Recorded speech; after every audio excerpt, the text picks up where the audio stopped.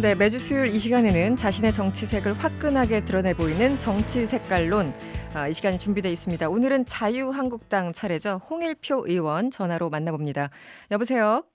예, 안녕하십니까. 네, 의원님. 홍일표입니다. 네, 네, 국정감사로 바쁘실 텐데요. 인터뷰 네, 응해주셔서 감사드립니다. 예, 예, 오늘 이번 국감이 사실은 조국 예, 전 장관이 됐죠. 전 장관의 얘기로 거의 도배가 돼서 사실 국감 이슈가 많이 부각이 안 됐어요. 국감은 또 야당의 시간이기도 한데. 예, 의원님은 기획재정위 소속이시잖아요. 예. 네네. 기재위 국감에서 어떤 것들이 조금 눈에 띌 만한 이슈가 있었습니까? 기재위는 뭐 이제 우리나라 경제정책 전반을 관리하는 이제 부총리를 피감기관으로 두고 있기 때문에 네. 기본적으로 이제 현재의 경제 정책이 제대로 가고 있느냐 이것이 이제 가장 큰 이슈죠. 네. 그래서 그 현재 우리나라의 경제 지표가 다 안 좋습니다. 네네. 투자, 수출, 소비 이런 게 계속 감소되고 있고 성장률도 계속 저하되고 있고 그래서 이제 이런 것들은 결국 현 정부가 추진한 소득주도 성장의 실패를 얘기하는 거 아니냐. 네. 네, 이런 지적을 야당은 했고 이제 네네. 여당은 그게 또 아니라고 계속 또 네. 얘기도 했고 뭐 이런 식으로 이 음. 경제 정책 전반에 대한 이제 지적 네. 또 현재 최근에 급히 이제 그 저물가가 계속되면서 네. 디플레이션에 빠지는 거 아니냐 이제 네네. 이런 거에 대한 문제 네. 그리고 또 이제 통계청도 현재 관할 기관인데 그렇죠. 네. 거기서 나오는 여러 가지 통계에서 이제 일자리 통계 같은 게 뭐 이번 달에도 뭐 이제 많이 증가했다고 얘기하지만 네. 실제로 알고 보면 노인 일자리에 불과하고 네네. 3, 40대 일자리는 계속 줄고 있다. 그런 적 이런 네네. 점에서 통계의 이제 왜곡이나 착시가 벌어지지 않도록 해야 된다거나 그런 지적들을 또 하셨군요. 뭐 네네. 예, 소득이 이제 저소득층이 더 소득이 줄어들었거든요. 이제 그런 네. 문제. 뭐 그다음에 이제 요즘에 그 이 재정을 많이 풀고 그중에 이제 근로장려금 이런 것도 있다 보니까 이게 네. 이제 편법으로 그게 부정 수급을 해가는 그런 경우도 많아서 네. 이제 그런 사례. 또 저 알겠습니다. 같은 경우는 특별히 네. 일본 수출 규제에 대해서 제대로 대응하고 있느냐 네네. 이런 것도 좀 지적을 했고 그렇습니다. 네. 국감 가운데 나온 얘기여서 다른 당 얘기긴 하지만 이 더불어민주당 이철희 의원이 "내년 총선 불출마하겠다." 이렇게 선언을 했잖아요. 네. 홍 의원님은 이 선언 어떻게 평가하십니까? 뭐 제가 볼 때는 굉장히 신선하고 그 좀 감동적이었다고도 보여집니다. 네네. 왜냐하면 지금까지 그렇게 본격적으로 불출마 선언한 사람들이 많지 않기 때문에 네네. 특히 이제 여권에서 그렇게 나왔다는 거는 하여간 우리가 그 정치가 현재까지 너무 극한 대치 네. 뭐 이런 진영 간의 충돌 네. 이런데 너무 사로잡혀 있다 보니까 이제 정책 금방 들어온 사람으로서 많은 이제 회의를 느낄 수가 있거든요. 네. 그래서 이제 이런 걸 계기로 우리 정치권 전체가 이런 정치 문화를 좀 바로잡고 이렇게 해야 될 계기로 삼아야 되지 않나 이렇게 생각을 하고 네.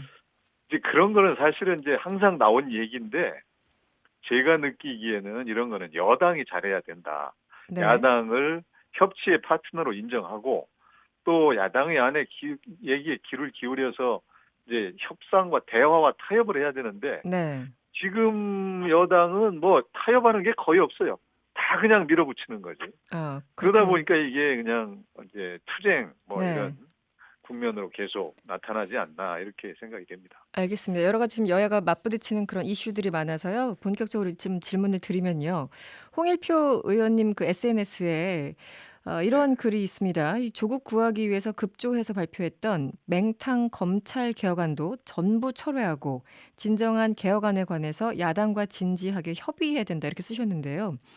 지금 법무부와 검찰이 발표했고 또 일부는 국무회의를 통과했습니다만 이 개혁안이 전부 맹탕입니까? 네. 그거는 네. 지금 현재 지금 법무부에서 발표한 조국 사퇴 직전에 발표한 개혁안이라는 게 결국 특수부 축소 네네. 또 뭐 이제 감찰 규정 개정 네. 뭐 이런 것들이거든요. 이제 네네. 파견 검사 원대 복귀 뭐 근데 이런 내용들은 사실 검찰 개혁의 큰 그림이 아니고 잔가지에 불과합니다. 원래 검찰 개혁의 핵심은 이제 검찰의 그 정치 권력으로부터 독립성과 중립성을 어떻게 확보할 수 있느냐, 네. 또 살아있는 권력을 수사할 수 있게 어떻게 하면 할 수 있겠느냐, 이런 것들이거든요. 네. 근데 이제 이런 부분들 특수부 축소 뭐 이런 것들은 뭐 그동안에도 나와 있었고 검찰 스스로도 이제 이걸 발표도 했어. 그런데 이게 그렇게 중요한 건 아니다 현재. 음. 또 지금 이 부분을 자꾸 강조하는 거는 네. 지금 뭐 국무회의 의결까지 됐잖아요. 네네. 근데 이제 국무회의 의결도 사실은 상당히 적절하지 못해요. 이게 지금 행정 절차법에 보면 이런 네. 것들을 할 때는 이제 이 입법 예고라든가 이런 절차를 거치도록 했는데 그걸 다 생략하고 급히 의결을 했거든요. 그러면은 이게 지금 어떤 의혹을 받느냐면 이거는 조국 일가 수사에 대해서 검찰의 힘을 빼는 그런 효과를 노리고 있는 거 아니냐. 네. 이런 이제 의혹을 받을 소지가 있습니다. 음. 그렇기 때문에 이런 거를 충분히 논의하고 또 법무부가 할 때는 검찰하고 상의를 해야 되는데 네. 그런 것도 생략하고 이렇게 하는 것은 대단히 지금 이제 조국 국면에서 뭔가 다른 의도로 얘기하는 그런 측면이 있다. 이게 음. 본질은 아니다. 이런 얘기를 하려는 것이었죠. 특수부를 축소하겠다라는 거는 윤석열 총장이 먼저 얘기를 했고 이것을 조국 당시 장관이 받아안는 그런 절차였던 것 같은데 검찰은 마지못해서 했다 이렇게 보시는 겁니까? 그러니까 이게 특수부 축소도 네. 과거 이제 적폐 수사할 때는 막 잔뜩 키워놨거든요. 네. 그때 이제 조국 장관이 그 민정수석이었잖아요. 네네네. 근데 이제 와서 그 다시 축소한다 이런 것들이 좀 앞뒤가 안 맞는 것이고 음. 또 지금 그 존치 지역도 네. 뭐 부산은 빼고 대구를 하겠다고 하는데 네. 여기에 대해서도 부산이 훨씬 더 수사 수요가 많은 곳인데 왜 부산은 빼느냐. 이제 네. 이런 것들이 좀 이제 확실하게 네. 그 설득력도 부족하고 설명이 부족했다. 또 이런 네. 것들이 그렇게 중요한 건 아니다. 지금 국면에. 알겠습니다. 사실 뭐 그 검경 수사권 조정이나 공수처 이런 것들이 사실은 이제 큰 그림에 해당하는 것인데 네. 그런 건 다 국회에 와 있잖아요, 이미. 그렇죠. 제가 그 질문을 드리려고 하는데요. 네. 2559번 님이 문자 주셨는데요. 이 자유한국당이 주장하는 검찰 개혁은 어떤 건지 궁금합니다. 이런 문자를 주셔서 제가 질문을 좀 이어가 보면 일단 자유한국당은 공수처 결사 반대 뭐 이런 입장이죠.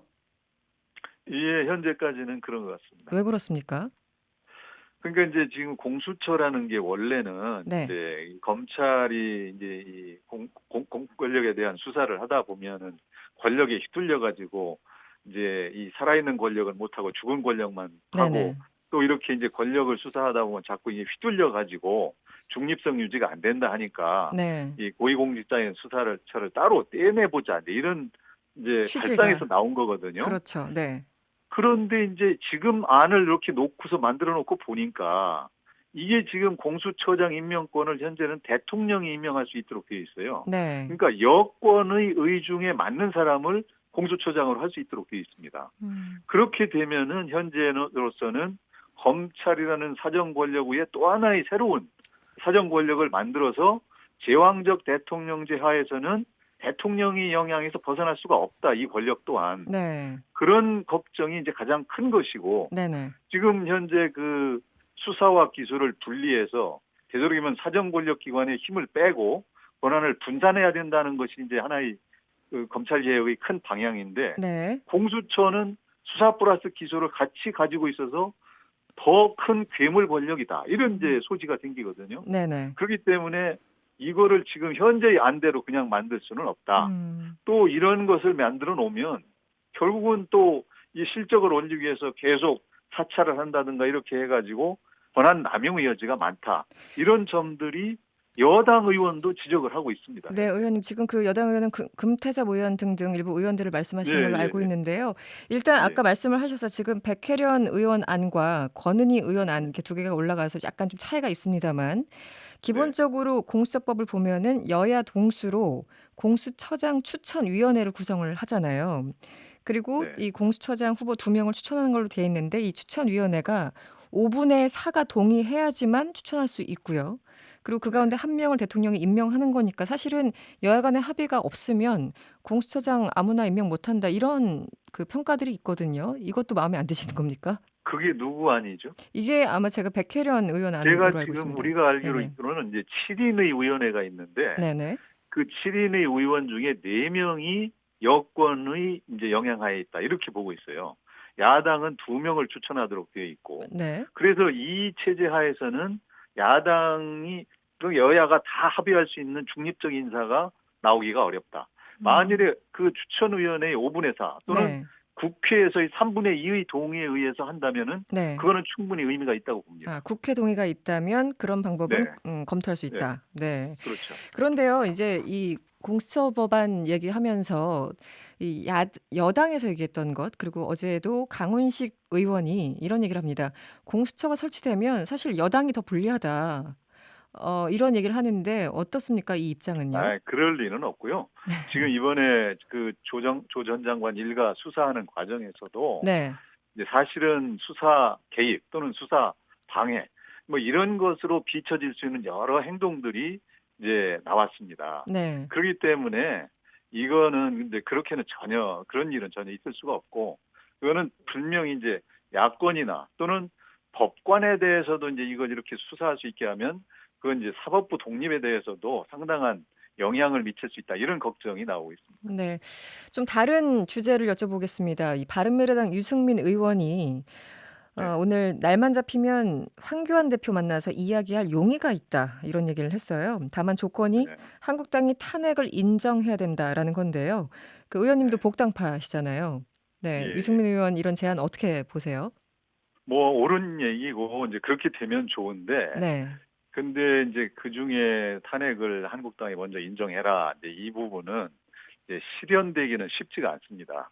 네. 현재 한국당의 분위기나 이런 걸로 볼 때 네네. 그리고 엄청난 이제 소용돌이나 논쟁 이런 걸로 인해서 이제 새로운 이제 분열 가능성도 있고 네. 그렇기 때문에 저로서는 우리가 사실은 이제 통합 플러스 혁신을 해야만 되거든요. 네. 그런데 이제 뭐가 먼저냐 이겁니다. 유승민 의원 측은 혁신을 먼저 해서 새로운 가능성을 보여야 통합이 가능하다 이런 취지거든요. 네네. 그런데 이제 저는 사실은 지금 이 순간 가장 큰 혁신은 통합이다. 이런 것도 일리가 있다고 보여집니다. 네. 지금 우리가 일단 힘을 합쳐서 어떻게 하면 이제 현 문재인 정권의 이런 잘못된 정책을 바꿀 수 있도록 우리가 총선에서 많이 당선자를 배출할 수 있도록 하겠느냐. 네네. 이것이 중요한 것이고 이거를 혁신부터 해놔라. 그러면 같이 가보겠다. 네. 이거는 현실적으로 쉽지가 않다. 네. 그런 생각이 듭니다. 알겠습니다. 그 자유한국당 홍일표 의원이었습니다. 오늘 고맙습니다. 네, 수고하셨습니다. 네, 정치 색깔론 다음 주에는 더불어민주당 표창원 의원과 함께하겠습니다. 여러분의 퇴근길을 꽉 채워드립니다. 평일 저녁 6시 5분 이승원의 세계는 그리고 우리는